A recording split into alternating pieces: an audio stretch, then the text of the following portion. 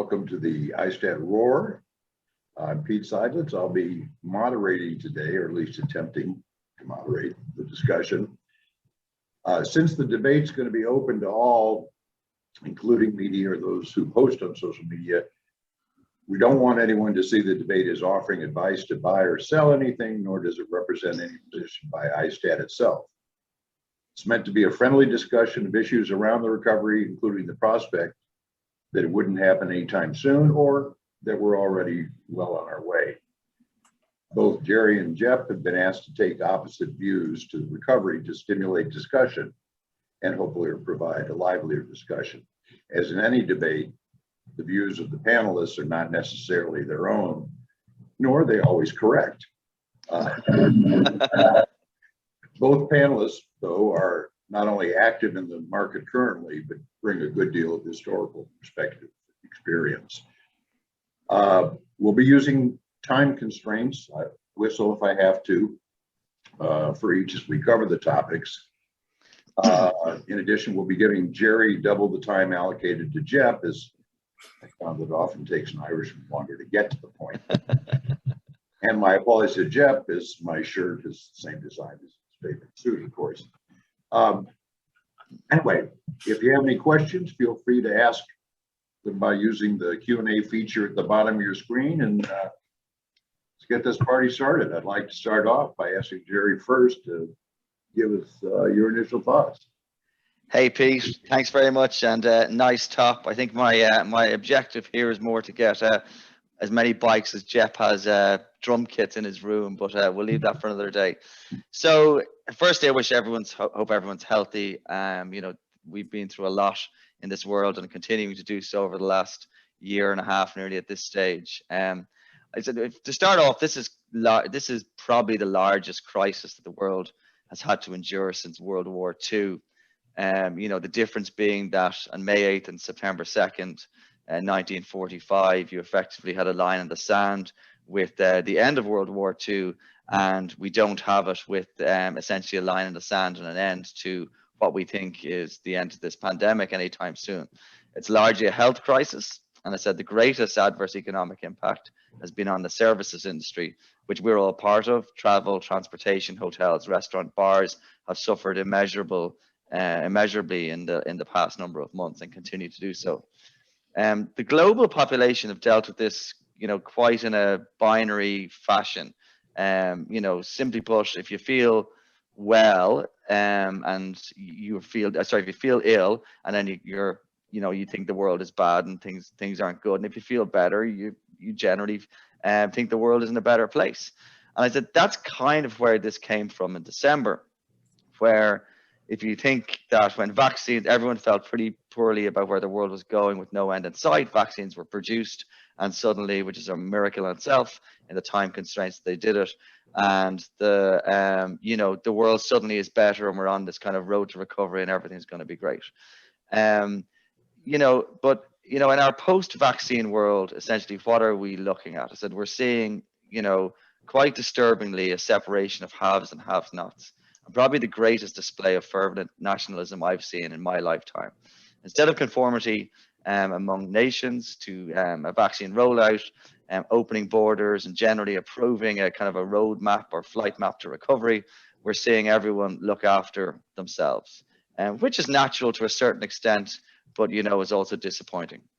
The very definition of a pandemic makes this a global issue, but as we've seen, the disease knows no borders. You've got, you know, strains that have emerged in Brazil, South Africa, United Kingdom, and now, unfortunately, the tragic stories we're hearing out of India, and that, you know, this disease can crop up anywhere and in a different guise.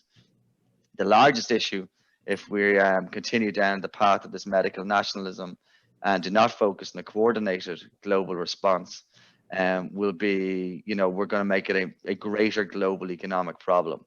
Neglecting areas of the world or delaying their vaccination rollout, as we've seen recent with developments between India and COVAX being put kind of on ice, and certainly of a lot of 80% of it being put on ice, will only stand essentially to give this disease the opportunity to potentially mutate into something that we may not have a vaccine for.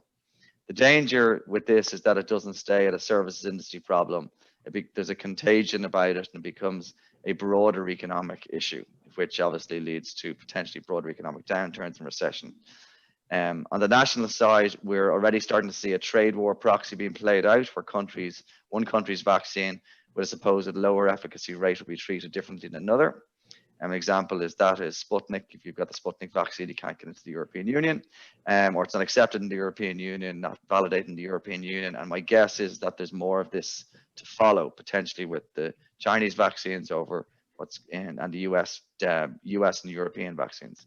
So what does this mean for us and aviation and the business we're in? On the positive side, not to get too depressing, the greatest amount of personal savings assembled has emerged out of this last 15, 16 months, where there's about $1.4 trillion of savings globally. There's a huge pent-up demand for travel, and I don't think there's anybody who may be listening in here who wouldn't want to jump on a flight tomorrow and visit friends, relatives, or just see colleagues, or even see myself, Jep, or Pete. And this is coupled also with a low interest rate or close to zero interest rate environment, and importantly, no inflation. And we'll talk about that a little bit later. While it's great having these two things as a foundation, the reality is that without an efficient vaccine rollout globally and borders reopening, travel only returns in fits and starts. The idea of green lanes doesn't get us to a global rollout and a global travel basis. It gets us to, point to point, which doesn't really work for us. The complexity of the vaccine and the twists and turns that we'll continue to take means that we're more likely on a road to recovery rather than the road to recovery. And there's a subtle difference there. We're likely to see a continuation of everyone looking after their own, significant nationalism, and which means that there will be a retrenchment of airlines into domestic areas, which means, as we're seeing in the US, China, Australia, those with strong domestic networks are probably going to, and VFR and leisure traffic are probably going to blossom first. Those airlines reliant on, passing through third-party borders of travel, even regional, such as the EU, who can't get their act together on a lot of things at the moment, and are probably not going to have a summer in 21. And those long-haul carriers, such as, could be whether in small pocket that don't have a domestic network, don't have a large regional network, and are really looking for that kind of transatlantic, trans-Pacific, transcontinental routes, are looking at a delay in any significant demand return until probably post-2023. I said, what does this all translate to? I said, absent a new variant and no vaccine, which unfortunately, hopefully never happens, and a complete shutdown of the world again, the US and China engine rooms probably are sufficient to drive the global economy away from the doors of recession.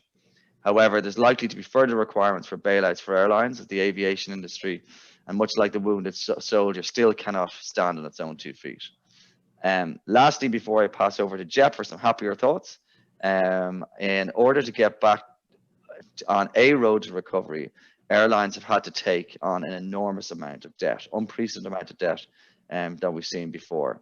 That this industry cannot afford a lot of twists and turns, more twists and turns over the coming years. And if we do, surely we're going to see another mass round of restructuring sometime soon, or sooner rather than later, which will be driven by primarily by the weighting down of the burden of that debt. In summary, and in sporting parlance, we're probably somewhere around halftime with the game finally poised. Thanks, Pete. Thanks, Gerry. Well, yeah, bring us on. So I'm looking at this, or Aerolease is looking at this in more of a perspective rather than a focused view. I mean, Gerry's presentation was really about today, where we are today, and what's going to happen this summer, what's going to happen, in 2021, and how long is this going to take? I think one thing we do agree is that it will recover. And so when I look at this in the perspective of history on cycles, the adage is the more things change, the more they stay the same. One of the things about this industry is that since the advent of jet aircraft, the first big correction in jet aircraft values, which was really early on, was 1973 with the oil crisis. And from then on, you know, you went 73, which was the oil crisis, 82, which was inflation and interest rates, 90 was Iraq, 01 was 9/11, even though Dick Cheney says they're connected, they're different triggers. 08 was the financial crisis, and now we had a pandemic, and all these things are different. You had oil, inflation, financial crisis, all these different things. But one thing was true about this is that the average period of those cycles was 9.4 years. So let's call it 10 years. So the way we look at this from a contrarian investment point of view is now's the time to get going. Now's the time to find opportunities that are going to be compelling, give compelling returns in the recovery. The other thing that we've seen on a number of these recoveries, and I think the one that could be similar, and it's not totally similar, is 9/11, because 9/11 was terrorism. Okay, you know, we went to war in Afghanistan, went back to Iraq, and the TSA was formed. So people felt, okay, we can travel, but there was a long period of time from 2001 before we really saw a recovery. It wasn't until, you know, 2004, I would argue, that really things started picking up. That was 3 years, you know. And I think the same thing is going to happen here. Gerry's articulated a number of cross-border issues and vaccine quality issues that clearly are going to be issues. And crossing borders, I think, is one of the worst things that can happen to this industry, because especially in Europe. I mean, you talked about China and the U.S. kind of getting their engines going, and that we're seeing that here now in the United States. But you know, if you want to travel between the UK and France, for example, I mean, you almost can't do it right now. The borders are closed. It's very difficult to move around. And, you know, those of us in the United States who would go over to Europe for marketing trips and just pop between London, Paris, Frankfurt, Madrid, Rome, that's not happening. It's not happening this summer.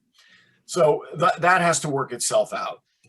The one thing that we know is that this too will pass. This too will settle down. It might take some time. And I think in that way, Gerry and I agree. I think that there are pockets, like you said, China and the US, that are going to recover. I think people will invest with that mindset. Obviously, the sale-leaseback market and the trading market right now, especially for younger aircraft with good credits in the US, is pretty frothy right now. The pricing is very, very aggressive from the deals that we've seen. So I think that that this is something that we're going to see continue, but I think that's going to create opportunities between now and when we see the recovery take hold worldwide. So I just wanted to bring up another couple points is that this cycle correction that we saw in March last year was different in a number of ways. Obviously, the border closings was one of them. We've never had that. We didn't have that in 9/11. We didn't have that in the financial crisis, obviously. The other thing that we didn't have, and it was actually exacerbated by the grounding of the MAX, is we didn't have this production interruption and supply chain interruption like we had. It started with the MAX getting grounded, 3 years ago now, and then when the pandemic hit, obviously all the factories closed down, not only the OEMs but the suppliers as well. And to get that production back is going to take some time. That also brings up the concept of grounded aircraft. We have grounded aircraft now, and I'll use the 800 NG and the 320 CO as the best example. I mean, when you go to the lists of available aircraft, I mean, it's pages long. And the question is, how many of these aircraft are going to be brought back into the market? I think there is an argument to be made that a number of them will, because of the production limitations of the OEMs, but also even before this crisis, there were a number of aircraft that should have been grounded already that weren't, because airlines, Steve Hazy, I think, was quoted that airlines wanted to build market share. And so they were continuing to hold on to old aircraft to build market share. Now that's gone away. So now the question is, what is going to happen to all these grounded narrow body airplanes and wide body airplanes for that matter? And then the other thing that we've noticed in this recovery or in this process is the whole issue of behavior. So what's happened now is everybody's had to stay home for a year. It's over a year now. And what that's done is, in some ways, it's changed the behavior. I mean, Zoom, which we're on right now, is a big part of that. So now the question is, when you're going to meet a customer or reach out to a customer, are you going to get on an aircraft as quickly as you did before and go see that customer? Or are you going to say, at least in the near term, you know what, I'll just set up a Zoom call, save a bunch of money, stay with my family, be with my children, and so this behavior has changed. And that is not something that's going to flip a switch. That's not something where all of a sudden everybody's going to go, oh, we're back to 2019. Good. It's Monday. We're all back. It's going to take some time. And the question is, we don't know how that's going to play out. The question is, how is that going to work out when it comes to the recovery of the airlines? The other one thing, I mean, we'll talk about this, I'm sure, is impairments. Obviously, we're seeing impairments with the first annual results reports coming out now for Q1, which is 1 year since the trigger. And there have been some impairments, but I think everybody that I speak to in the industry agrees that it's not over.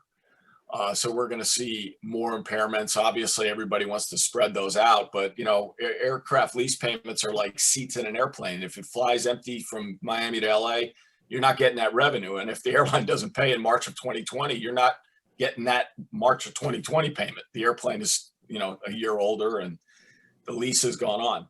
So I think there are a lot of challenges in this cycle, but I think, my view is this too will pass, and that creates a lot of opportunity. So I'm looking at it from that perspective. Well, in terms of, how do we get there? The issue with the COVID downturn has been the lack of clarity about the exit from it and the path out of it. It's because it's a moving target.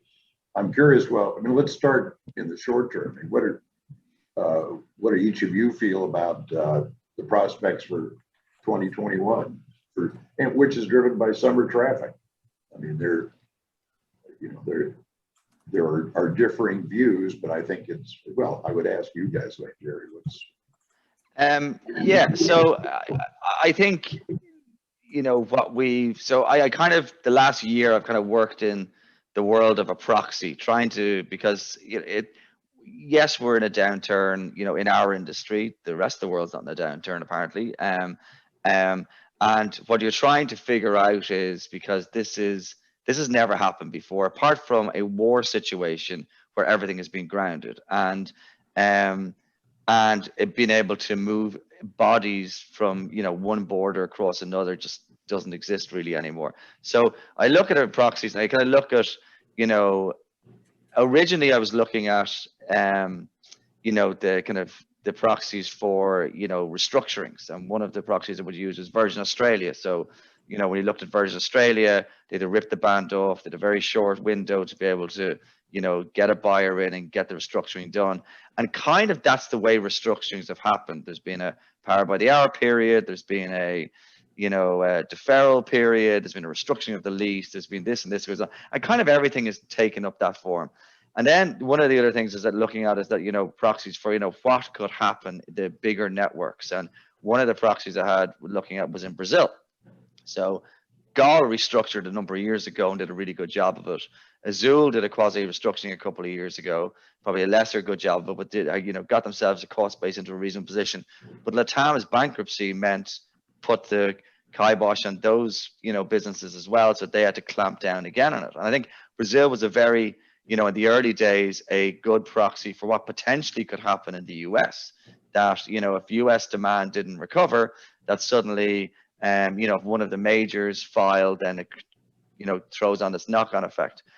And as you rightly say, an Irishman getting long-winded answers. But, I think what we're seeing now is, from what we can establish is the non-conformity of, on a regional basis of countries within the European Union means that probably summer's not going to happen in Europe, or it's certainly going to happen at some stage in terms of travel settings, or certainly going to happen hodgepodge and towards the end of maybe towards August, September timeframe. But it's now close to middle of May, and there's not a lot of exciting, there's not a lot of excitement building up with kids going on holidays and stuff from what I can hear.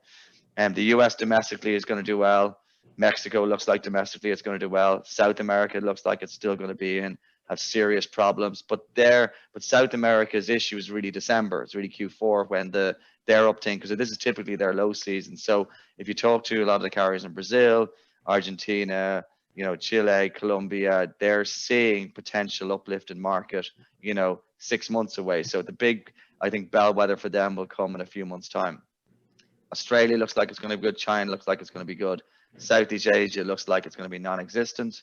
And India and Africa looks like they've got massive problems because African carriers can't get into Europe, and particularly North African carriers, they're shut down. And India obviously, is well documented in those issues. So I think that there's, outside of China, the US and Australia, to me, there's not a lot of positivity, right? In terms of, traffic, in terms of getting bums on seats. I think Jep raised a very valid point. And I was talking to someone earlier on, is that the airline's the top of the food pyramid.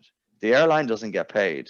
Nobody here on the call gets paid. Nobody, lawyers, accountants, brokers, traders, lessors, banks, nobody gets paid. And we're at a stage where, when you look back 12 months ago, if we were having the same conversation, everyone turned around probably and went, 12 months, summer 21, baby, we'll be back. And we look at ourselves now and suddenly we're not.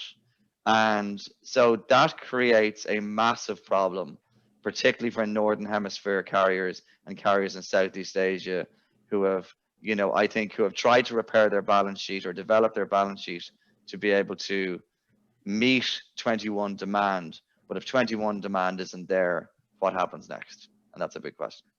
Jeff, your thoughts? Yeah, I think, the common thing between Southeast Asia and Europe is lots of borders. I mean, the three markets you talked about with Asia, United States, and Australia, it's just a lot of people in a big landmass with no borders. And so, we can go to Vegas, we can go to LA, we can fly to Miami, we can do all those things. But a guy in Paris, he can fly to Nice or Bordeaux or what, I mean, otherwise it's difficult for him to travel. It's not impossible, but it's just the stupid things like 7-hour waits at customs in London airport. I mean, forget the pandemic. If I know I get off the airplane after a 7-hour trip and I got to wait another 7 hours to go through customs, I'm not going. And so it gets back to this, what I talked about before about behavior.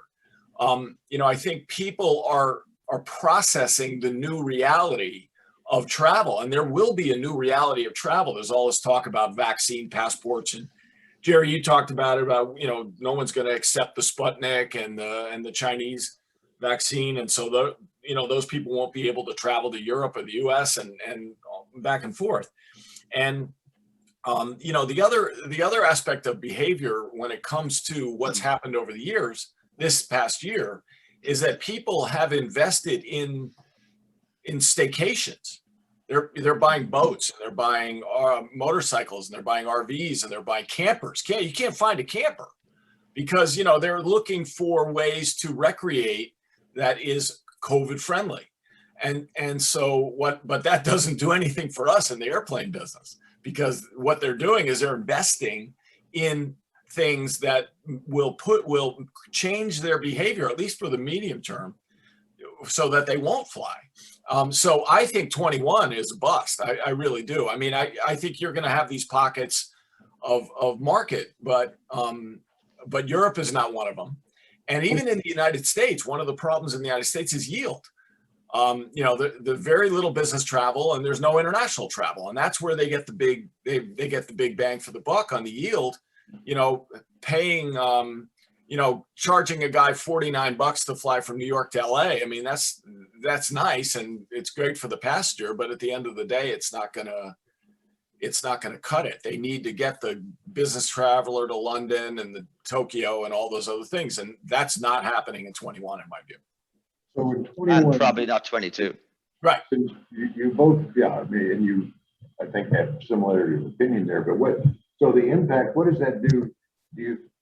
What happens to the airlines that are on the edge coming into 21? And, you know, it's the lower tier, but what do you guys think in terms of the possibility of yet more bankruptcies or realignment? I mean, from my perspective, you know, I think that those who have weak balance sheets today and are requiring third-party borders to open in order to generate any sort of scale of travel and revenue generation are in trouble, right? However, you know, if you were to think back to, Southwest in 78, 79, when they, the market became open, and you think about, how government interference was a bad thing, 2 years ago, and no one wanted the governments to own airlines, and they were all independent and this and this. And suddenly you look now, and, nearly every government, well, the Irish government isn't, shamefully, but nearly every government around the world is rowing in to support airlines, right? Because A, it means jobs, but B, tourism, right? I mean, the knock-on effect, like the aviation industry, I think IATA came out with a stat, employs something like 110 or 120 million people, including the side industries that go with it, right? So it's not just us in the leasing front. There's a huge amount of jobs attached to this, and it generates an enormous amount of part of the world GDP. And so it's an extremely, extremely important, not just for individuals, for businesses, for countries, but for the global economy to work. And I think that there's going to be another round of support. I mean, we've seen it in the US, right? I mean, the US came out with the CARES Act and the payroll program last year. You can bet your life they thought it was only going to be a one-year thing, and suddenly they've rolled it out again. But the difference this year is that some airlines are taking it and some airlines aren't, whereas last year was a lot. So I think you're going to see, a weeding out of, people are going to get more creative in terms of the capital they require. There's going to be more alternative sources of capital used to try and build things up. And I think you're going to see, there's a lot of airlines are going to be in danger, and there's going to be potentially more restructurings that come to the fore for particularly the weaker counterparties. You touched on, which I don't know who has the right crystal ball, but the changes that COVID has brought about already, and I'm interested in looking as we come out of this, and assume we're farther along than we are, and you start to get business travel back. I look and think, well, there are a number of things that impact, not only the speed, but what's it going to look like? I think things will be somewhat different, but I'd be interested in both your opinions of kind of the post-COVID, where we end up when the recovery is completed. Well, I think once people feel comfortable traveling by air, I think then it will slowly recover, but slowly is the word. I mean, the debate here is I believe there's going to be a recovery. Gerry believes there's going to be a recovery, but at the end of the day, maybe we feel it's going to be a little bit different in timing. One of the statistics that I saw the other day is that, it's almost impossible to find a used car these days. I mean, used car prices are going sky high and the reason that it was stated why that was that people don't want to take mass transit yet. I mean, and that translates over to aircraft right away, because a lot of people in a tube, whether it's a subway or an aircraft or a train or whatever. And so this gets back to the whole behavior aspect. People are changing their behavior. A guy who lives in New Jersey, who took the PATH train, is like, you know what, I'm going to go back to work, but I'm going to drive in. I'm not going to take the PATH train yet. I'm going to wait and see what happens. I'm going to wait until, the vaccines proliferate. But Jep, just on that point, right? I mean, because it's the US, right? So, but I mean, that's because there's nobody going into work in Manhattan, maybe. I mean, he's not going to sit in a car for 3 hours going into Manhattan to work Right. and then 3 hours back, is he? Well, he might if he's not comfortable either driving in the taking the train or flying wherever he's going to go. I mean, I'll Yeah. tell you, there are a lot of other stories I'm hearing is people who are driving to, like, for instance, where I'm sitting right now in Burlington, Vermont. A lot of people are not flying to New York; they're driving to New York, just because they have their own little cocoon, they have their own little, and this is the behavior I was talking about. They would normally just run down to the airport, jump on JetBlue, and fly to JFK. But now they're like, I want to control my environment. I want to have an idea as to, and I can drive to New York. So this gets into a whole other thing about regional aircraft. What's the impact going to be on regional aircraft? So I don't know. I mean, I think the behavior thing is one that's going to take some time, but I also think, like I said before, it's going to create some amazing opportunities. It's going to create some amazing opportunities. There are some aircraft out there that will be compelling in the market. And again, I'm not so sure I'm willing to talk about what those aircraft are, but that's something we're looking at a lot now, saying, okay, what is the play?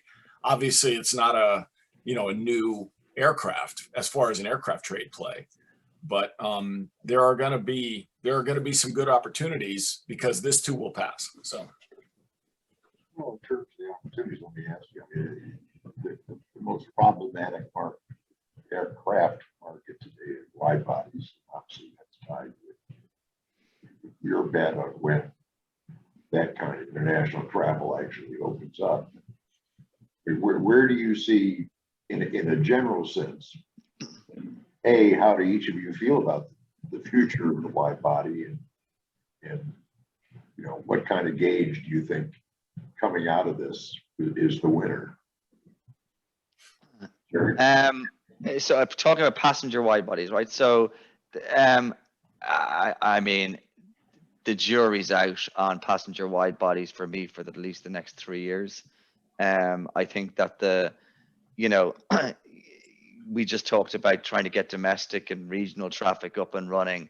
Wide bodies are typically transcontinental for the most part. Trying to get that up and running and trying to get people back on seats is going to be very challenging. I think that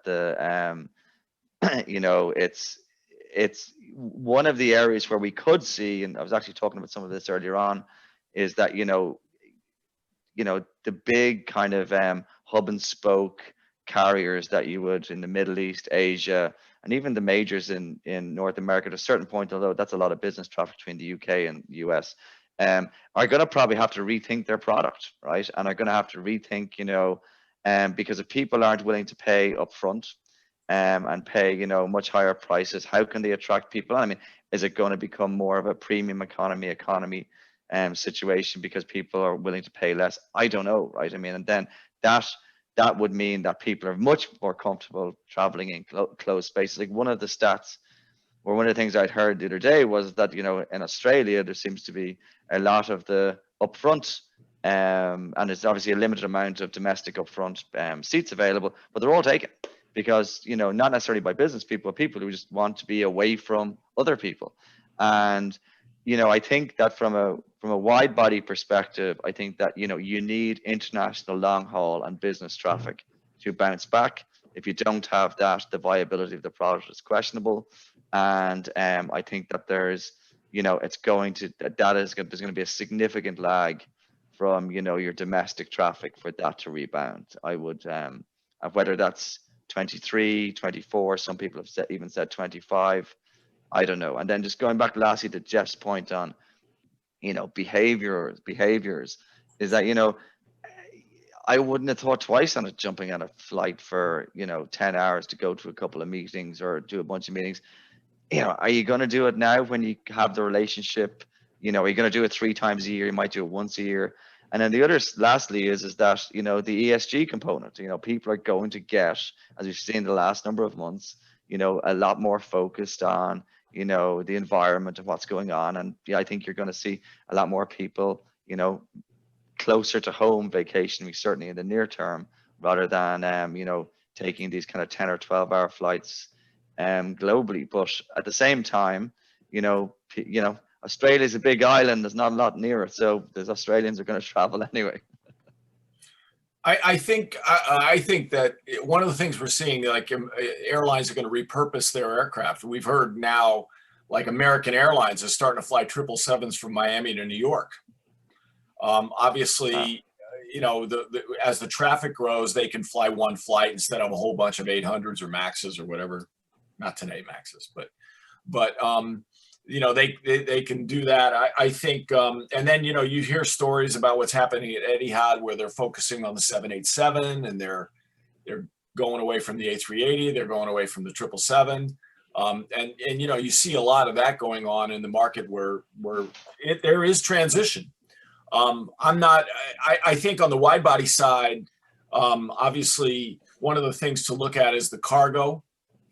The question is, you know, how many 747s are going to be replaced by 777 converted cargo aircraft? You know, there's a couple compelling conversion programs for that. And if somebody's sitting there with a 777, I mean, that's something they're obviously going to be looking at as an alternative, because if they're waiting for the passenger market to come back on a 777-300, it's going to be quite a wait.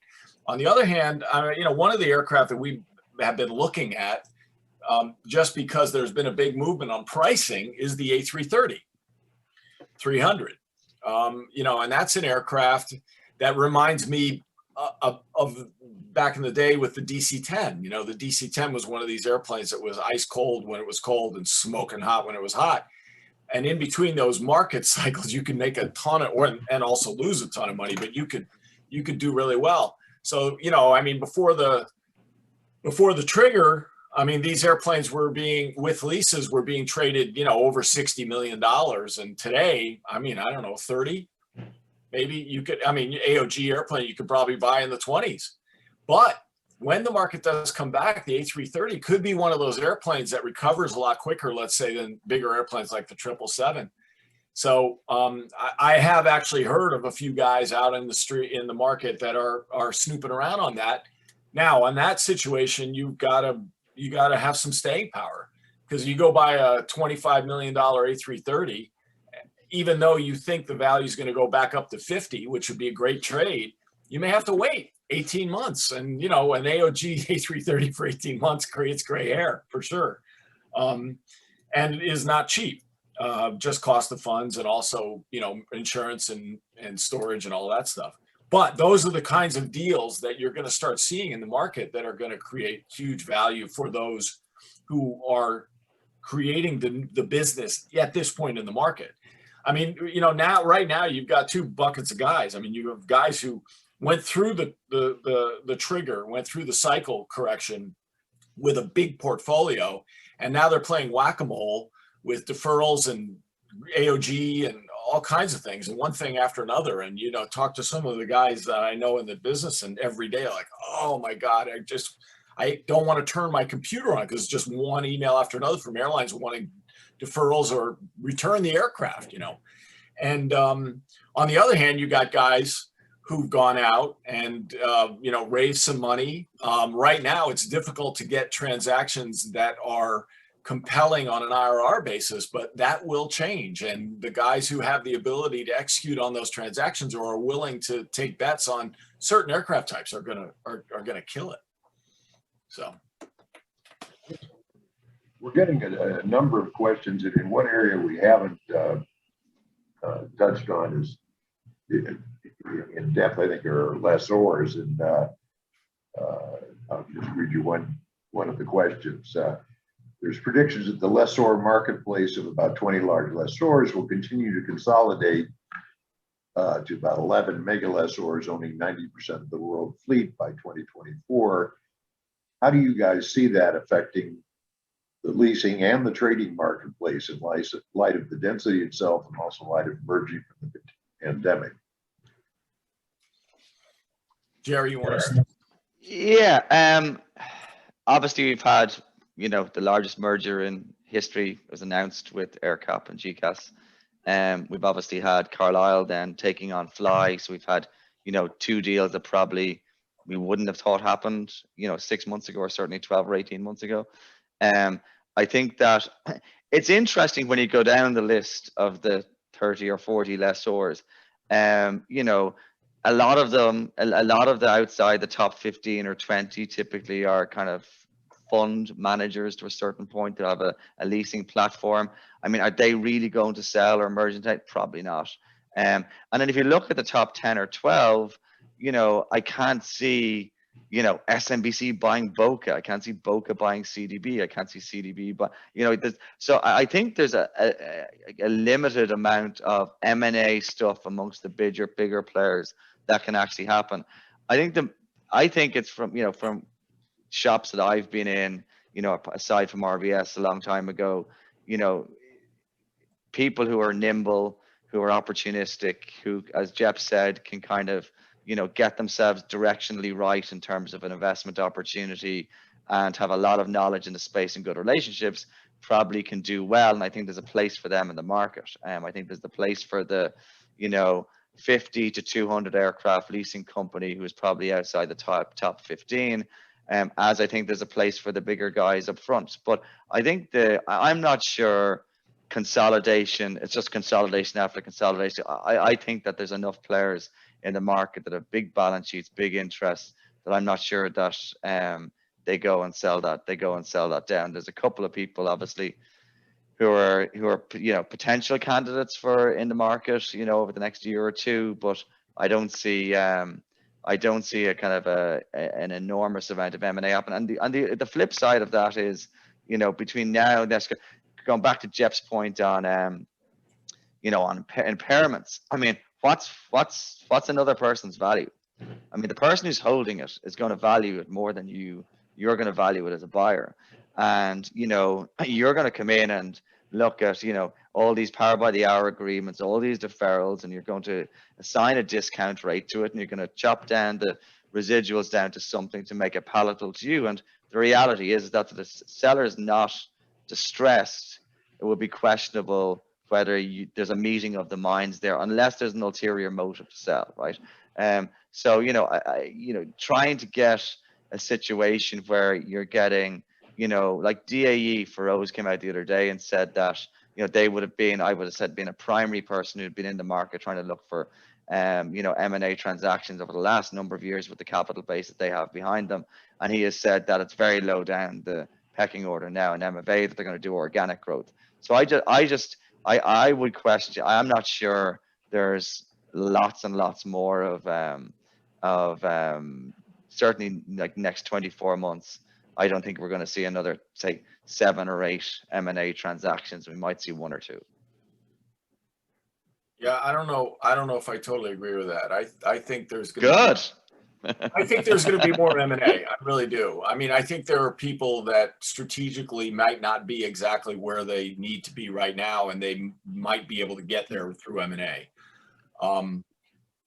Market share is another thing. I mean, you know, I think a lot of the buying that was going on like right after the trigger in March was, you know, to a certain degree market share. People who had liquidity and you know, believed in the lessees were going out and doing these chunky deals and getting market share and getting size. I think one of the interesting things about the leasing space right now, I saw a report that, you know, the top 4 leasing companies control 45% of all leased aircraft in the world. And that's huge for, you know, 4 companies. And I think the other thing has to happen, and obviously, like you said, GCAS air sale was the big one, but I think that just to have competition, I mean, you're going to have more people, different scale companies that are going to be able to compete with air sale. I mean, having air sale, I think there are 20 AirCap. I'm sorry, AirCap, not air sale. Sorry about that. Yeah, Nick. Sorry, Nick. Yeah, AirCap. Or actually, sorry, Gus, huh? But you know, having over 2,000 aircraft, I mean, they have over 2,100 aircraft, I think, now after the GE merger or the GE acquisition. You know, that's a lot of airplanes, and I think that the next level of companies after them are going to have to kind of get together in order to compete with those guys. I mean, I think it'll be more. I mean, you know, okay, if it's 2 or if it's 4, I think one thing we do agree, there will be some more M&A, Pete. I think, in the next 12, 24 months. I mean, look, I think there's enough capital out there to fund new leasing platforms, and we're seeing it. There's a number of fresh ones being set up, and what you do have with consolidation, and I think GCAS hit it when it was big. AirCap is going to face the same thing. Is there's a lot of lessees that just want maybe at a little higher pricing, but they don't want to be beholden to just one source, if you will, or a very limited 2 or 3 sources. And it's just human nature, and that creates opportunity for smaller shops, and some will succeed. And But the funny thing, Pete, is that they're beholden to a duopoly anyway. I mean, aside from the regional jet manufacturers, I mean, they're beholden to Boeing and Airbus as a duopoly anyway, right? So their choices are limited in regards to the kind of planes that they operate, which I think everyone kind of forgets, right? It's but sorry, I just thought I wanted to just make that. No, it's true. Listen, we've got some other topics. So there was an interesting question from Kristen Jaworski. She asked it of me, but I guess I'll take a crack first. Given the many bankruptcies going on and potentially going on, where do you see the transitioning of aircraft types, quantity globally, which is a good question. I mean, what we're seeing, because we deal in distress, I mean, historically, otherwise no one hires us. So, but in this kind of market, I mean, the sell cycle is long. I mean, it's going to be anywhere from a 6-month to an 18 to 24 month. It depends on if it's narrow body, wide body. It depends on how quickly you're willing to market.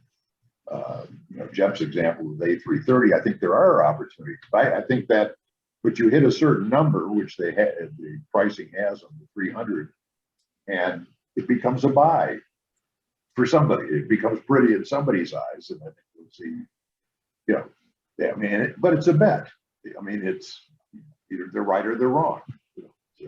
But there is enough capital to fund that kind of issue, and I think the bankruptcies will keep an overhang in the used market. You need planes to start flying to get a parts market. So the tear down is, you're left with engines. But I'm interested in both. Jep, your thoughts? Yeah. So I mean, you bring up a good point about engines. I mean, obviously, engines are the biggest part of the value of the aircraft. When you're looking at an airplane deal, I mean, as you know, Pete, we've discussed this at length about 757. I mean, a 757 could be worth $2 million, or it could be worth $10 million, depending on the engines, because the engines are so valuable. I think one of the things that we're seeing in the industry, which Tony Ryan actually predicted 30 years ago, which was that and Steve did too, which was that this business would be commoditized, and that has happened. It has really gotten commoditized. I mean, you're not quite trading aircraft on a computer screen, but it's not far off. And so the pricing and the analysis and the modeling is all fairly consistent, and so it's become big commoditized. So smaller guys, smaller lessors, and I'll use Fortress as a perfect example of this, F-Type, are starting to really focus on motors. Obviously, you've got Willis and you got ELFC, but some of these lessors are focusing on motors, and Fortress has really started building a franchise in the CFM 56-5-7, and they're starting to market modules. They're starting to market lease engines, power by the hour. They'll create a custom engine for an operator, and they're turning this into a product that is in addition to just the general aircraft leasing. And I think companies need to do that.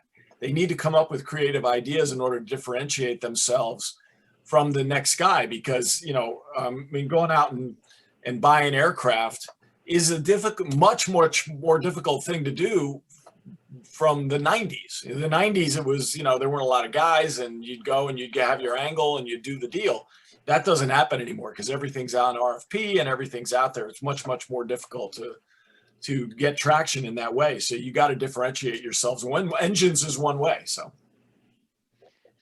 a couple of things there. One, on the commodity side. So I would have been a proponent of the fact that the our leasing industry was becoming more commoditized, right? And I think the one thing that the pandemic has shown us is that it's not a commodity, because the ability to manage, move, shift, transition, you know, an aircraft in these times where borders are shut, and trying to even get, I mean, we moved an aircraft from India into Cambodia in the middle of all the shutdowns. And, you know, kudos to Paddy and the our chief technical officer and his team for being able to do it. But it was incredible. The lengths of stuff that they had to go to, the knowledge that they had to have in order to be able to facilitate that transition was off the charts, right? And so it just says to me that, yes, it's a commodity, it's a bit of paper in good times, but when things are wrong, and as Peter Barrett always said, is when the tide goes out, you see who's wearing their shorts and you see who's not. And I think there's a lot of people at the moment who are sitting there, you know, the tide is definitely on its way out still. You know, even this might be on a road to recovery, but there's still so much uncertainty left that, you know, there's got to be a lot of people left with, you know, their shorts down when the tide goes out. And then the other thing is on differentiation. And I think that, you know, yes, you can try and create your own niche. And I think what Fortress is doing, and a lot of other people, what Jep has done for a long time, is creating a little niche, you know, because essentially there's a lot of zeros before the decimal point. So all you need is a small piece of the pie to, you know, make a pretty successful business. And, you know, but I think in this age, and you look forward the next, you know, 24, 36 months, the opportunity is going to be there. I mean, you got to remember, Boeing didn't have a product in the market for the last 2 years, right? They're now starting to have one back in the market. Airbus, you know, all the lessors don't have aircraft to play. Majority of lessors, sorry, don't have an aircraft to place because their orders have been deferred, canned, or kicked out. And you know, the airlines have had a huge amount of deferrals through 2020 and a lot through the first half of 21. So there's been, you know, an interesting dynamic where there's been kind of a return to pre-pandemic levels for some airlines, you know, a kind of flight to fancy in terms of returns. But that's been in a market where there's been very little supply, and it's akin to, you know, the housing market. So you'll see a lot of the housing market where the housing prices have inflated, certainly in the US and in Europe also, particularly in Dublin as well, which I know pretty well. And the reason behind that is that lack of supply, because people don't want people traipsing through their house looking at things. There's a lack of houses on the market, which obviously, and there's lots of demand for buying stuff because lack of supply, things go up. And I think that there's, you know, as we roll through the second half of this year into 22, with a potential failure of the summer for the Northern Hemisphere outside of the United States, you know, with more stress on airlines, I think that there's going to be an increased amount of opportunities, even in newer aircraft. And even in newer aircraft, what I would say is bottom tier 1, tier 2 airlines, I think it creates some opportunity. So I would question about how much you need to differentiate your product today, rather than you just need to have relationships, be around airlines, and be able to execute. I mean, and that's the key word, is being able to execute and then also deliver, right? And if you're able to do that, that's a game changer in this situation. And there's a lot of people have fallen foul of that recently. Just about at the end here, there are a couple of questions. One of the questions, which is too late for, which I really like. The first question we got was, could you, for the opening music, play Wipeout by the Safaris? There was the question on lessors impacting that related to your guys' feelings on whether lessors will, because of the number of parked aircraft out there today, will they reduce their orders with OEMs going forward? Just But they're main, but most of them are reduced or pushed out. I mean, most of them are done already. I think that further was the question, I guess. I think there's going to be. I think AirCap did it in their announcement. I think that the ESG pressure that's going to be on financial investors and from institutionals and institutional backers is going to be enormous. You know, I get a lot of my news feed from my only social media thing, which is LinkedIn. And if you just follow the rhetoric of, you know, the big institutional money managers, banks, you know, OEMs, everything is about ESG, right? Everything is about the environment, and it's been pushed and pushed out. And I remember about 18 months ago, I was at this conference and I heard this, you know, OEM go up, and I wasn't impressed. I just thought it was just lip service they were providing the audience in terms of ESG, and they actually weren't really serious about it. Whereas now everyone's serious about it. The train has left the station. So I think that particularly from the bigger, you know, order book lessors, you know, I think that I don't think you're going to see them kicking it out more. And I think ESG is going to be a big driver for that. Plus, remember, look at oil today where it was a year ago. I mean, you know, it's nearly double, right? Okay, I can't remember what the number is today, right? But you know, it's quasi double. And everyone that's got lost in the noise of all this COVID thing. Is this, you know, oil prices going up, and the efficiency of the new aircraft versus older aircraft is going to kick in if the oil trajectory price keeps going that way. So I think that there's, I think from an ESG perspective, I don't see big institutional investors with order books kicking out aircraft more. Yeah, I mean, that's one thing I think Pete, Gerry, and I agree on. You know, a couple anecdotes. You know, Tesla is sold out this month. Sold out. You can't get one.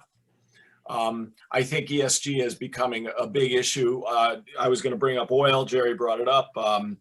And so, you know, the GTF or the Pratt one, you know, the Pratt geared turbofan, I think is one of those engines that is going to be very, very valuable with respect to ESG and also fuel savings. I mean, and you know, the LEAP for that matter. So I think they're not gonna. That's gonna right itself. That's gonna settle down, and I think they're gonna keep those. The other thing I brought up before, this whole production vacuum that we've got. You know, between the MAX not getting built after whatever, how many months when they shut down the line, and also Airbus shutting down for a period of time, and now production being at much lower levels, that will manifest itself down the road in 24, 25, 26, where there could be a shortage of new aircraft. There's big demand because then you know, this whole pandemic will be history. Everybody's going to be back rocking and rolling. And there's going to be this big demand, and it's, you know, it's going to take a while for the supply chain to gear up. You know, one of the aircraft that I love is the A220. You know, that's the most modern designed aircraft in the air right now, and it's amazing fuel savings, amazing CO2 reduction, quiet. Passengers love it. A lot of compelling operators. You know, you got Korean, Air Canada, Air France, Breeze, Delta, JetBlue. I mean, serious operators flying Baltic, obviously. And that aircraft is interesting because it was one of the aircraft that was a tool that the airlines used through the pandemic. You didn't see hardly any groundings of the A220 during the pandemic period. Whereas you saw a lot of 800s and A320 COs getting grounded, not on the A220. So that goes to what Gerry was talking about. I think we agree on that, especially on the ESG side. Listen, guys, we are at the limit now. So I know a lot of the people watching have only so much Zoom capacity. So number one, I'd like to thank people for tuning in. I'd like to thank both speakers who came across way more intelligently than I had anticipated. I was impressed and surprised. No, I mean, look, this is a complicated topic with a lot of tentacles, if you will, and I think you guys did a very nice job of I'll tell you what, Pete, thank you very much. I think it would be like, I mean, obviously we've got ISTAT Asia, hopefully ISTAT Europe and America is coming up, and it will be really interesting to see, you know, and a bit of a look back to the summer where things are, where things shaked out, because, you know, the most important part is everyone's friends and families and themselves are healthy and safe. You know, it's that's the most important thing, and hopefully, you know, we are on a road hopefully to a recovery at some stage. And part of that is mixing and mingling with people you like, love, and fear in the world of aviation. And hopefully we can see people at the ISTAT events coming up as well. But thanks, Pete. Appreciate love the shirt, by Thank the you, way. Pete. And get vaccinated. Okay. Thank you all. Absolutely. Thank you.